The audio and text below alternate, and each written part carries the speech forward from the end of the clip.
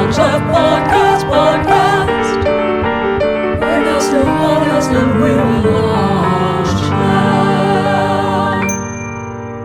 left. Hi, this is John Carroll Kirby, and I'm joined by my good friend Cola Boy, and this is LaunchLeft Artist Takeover.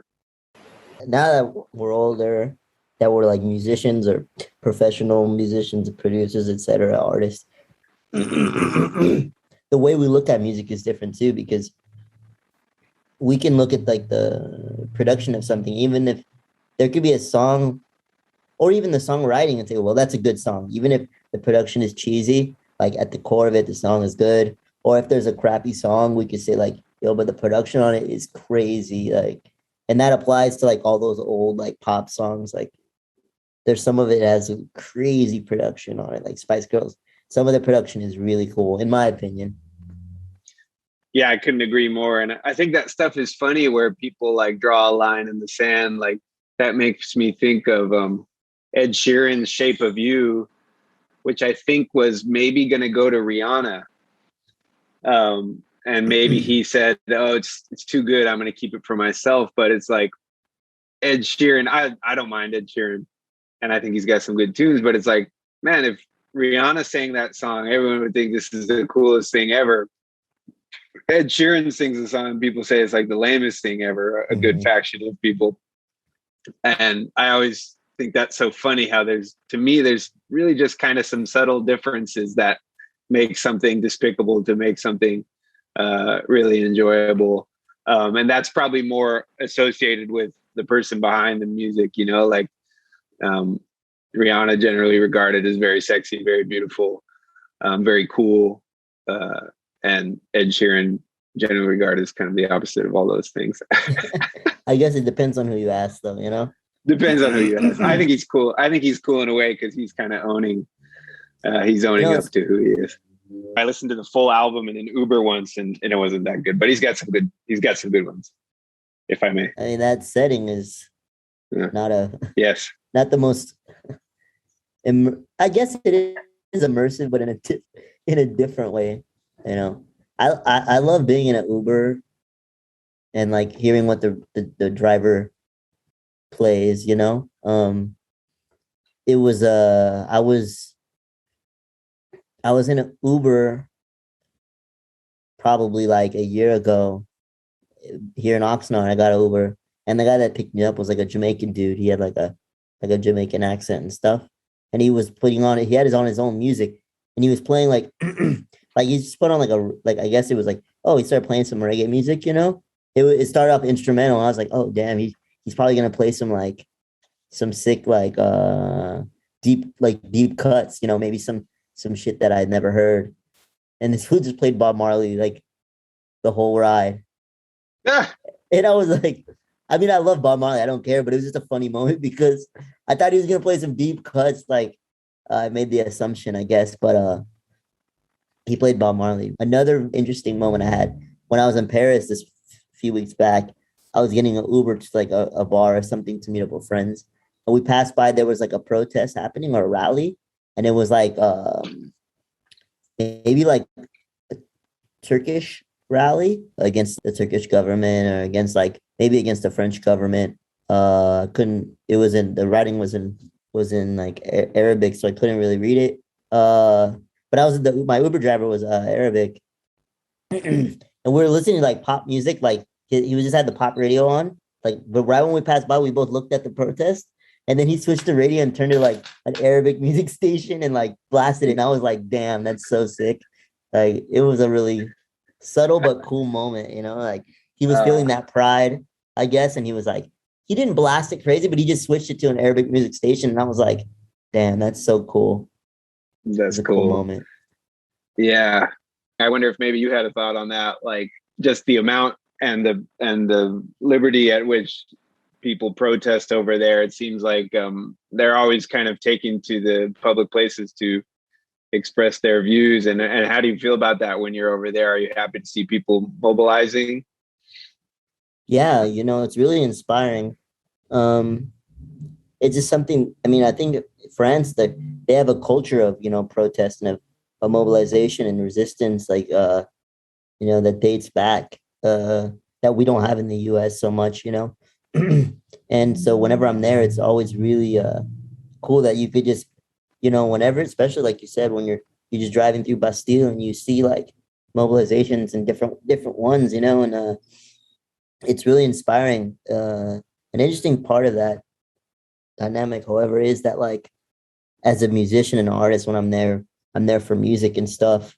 And it's like the crowds that I hang out with, like the people that I regularly hang out with aren't the ones going necessarily to like these mobilizations and things like that all the time. So there's it's just interesting to see those like that there is like it's like a different demographic, and it reminds me of like my politics and like what I like really believe in, and it kind of shakes me out of that artist bubble mode, you know what, which is I very much get immersed in when I'm in Paris. So like it shakes me out of it whenever I see that. And there's been a few times where I went on my own and went to big mobilizations in Paris and just like walked through like 100,000 people, like, and it was really cool. I enjoyed it a lot. Super inspiring. Yeah, I think that's so much a part about being an artist is just being in your own head and trying to deal with your emotions. And being part of a protest is kind of the opposite, about sort of leaving your own selfishness behind and joining a group to achieve something greater. So yeah, I think it's interesting, and I think that's what I admire about you and your work. You're one of the few people I know and work with who really has put their political view, or whatever you want to call it, front and center in their own work, all the while making great music that's fun as well. It's just if you listen to the words, you might realize the message. The message is something a little deeper than just dance and have a good time. If you want to listen to my music and just vibe out and and relax, or do what you do, make dinner, chill, whatever, that's cool. If you want to like look into the stories behind my music, then that's even better. But I don't think there's any pressure, you know, from me to the listener to really understand where I'm coming from. And I wonder if you're kind of in a similar way. Like, are you cool with people enjoying your music on different levels of depth or superficiality? Yeah, I mean, I guess at the end of the day, I can only control as much as like what I'm putting out there, right? Once it's out in their headphones, I can't sit there with them and like force them to have this like this view, or to listen to it like and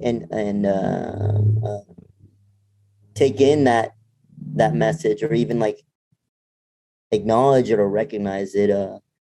So I guess all I can do is really just try to be as articulate and like precise and I guess effective when I'm making the songs, you know, like, and then obviously live and stuff, I can talk about stuff, but I don't really like, I never feel pressured. I never thought of it that way, because I think there are people who listen to my music and they don't think about the politics side of it or the political messages. But even if they say they don't, I think at the end of the day, if they're singing the lyrics, like it's making It's getting in there, huh? It's getting in there, like whether they want to believe it or not. Like, but for the most part, most people are like, and the thing of that I really think is important is like being a musician. If you have a progressive musician, you know, who, but it's not in a niche way where it's only like, I don't want just leftists to like my music, you know, like I'm talking leftists, like, you know, like hardcore leftists. I don't want to be niche like that. I want to reach the people, like working people, you know, everyday people. And you can't do that by being niche. So it's like I've said, how can I put these progressive ideas into songs without just being like, you know, being, I don't want to say niche again, but just being, you know, what's the word?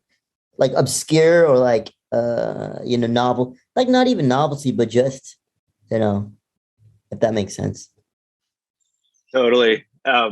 I was just talking with some friends the other day, and well, it's funny because the PETA office is actually right near where you had a billboard up on Sunset Boulevard the other day, and they really just kind of have the worst approach where they have their own billboards above the headquarters, and it's just like instantly shaming you for eating meat, you know, and just calling you a bad person basically when you haven't even, who knows if you've even eaten meat that day or what. Like it's just not the way to reach people, I guess. And for all the good intentions that might be within PETA, they really kind of missed the mark, because it seems like a lot of people despise them, and it just have sort of turned them off from becoming vegan. But funny to then drive a few blocks down from that billboard to see your own billboard for your album. Yeah, that was pretty cool to see you down there see your picture down there on the corner of Silver Lake and Sunset Boulevard. Was that a cool moment for you and your family? You know, it's funny, like I've realized this with a lot of my friends, like there's certain moments where you can show things to your parents where you can be like, look, Mom, like I'm actually kind of legit. Like I was in the Guardian, I was in the LA Times or something like, so they're like, oh shit, you're not just fucking around in the basement. Yeah, exactly. That like, oh, it's really your job, or it's real. It's like, oh, this is a real thing, you know? I think that's something that's pretty common with musicians. Sun Ra has a funny quote where he said something like, oh, the world has been cruel to many talented musicians, to say that there's so many great people out there that we don't even get to enjoy because they haven't had their break, you know? Exactly. Or they don't live near a big city, or they don't have or even people who are just creative and don't have the resources or the time in the day to even like focus on their craft because they have to fucking work a 9 to 5. Cola Boy, thank you so much. Big pleasure talking to you as always. Why don't we send them out on the latest single from your album, Prosthetic Boombox. Here is Mailbox. Let's go. 1, open it. 2, read it. 3, roll it in a ball. 4, throw it away. 5, forget about it. 6, light a cigarette. 7, are you ready? 8, let's go. In my mailbox, there's a letter. Open it to see what's inside. In my mailbox, so many letters. Paper stacking up to the sky. What to do with it? Let's roll it up. Roll it till we get so high. No jury duty, I ain't showing up. And the DMV could use one less right. Let me daydream, avoiding my responsibilities. Let me daydream.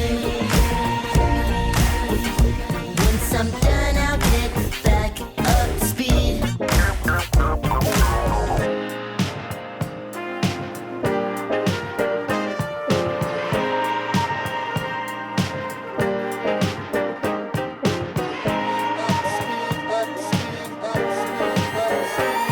In my mailbox, there's a letter.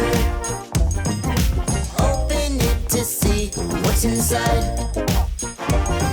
In my mailbox, so funny letters telling me put my life on the line. What to do with it? Let's burn it up. Burn it till we get so high. No record duty, I ain't showing up. I think the DMV just called me back in line. Let me daydream,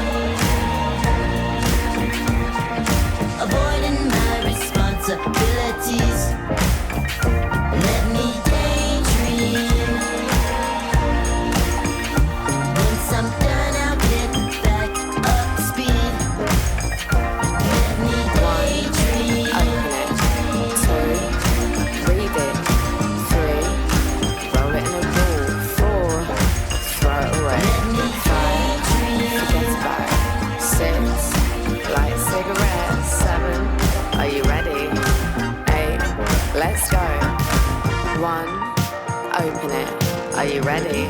Let's go.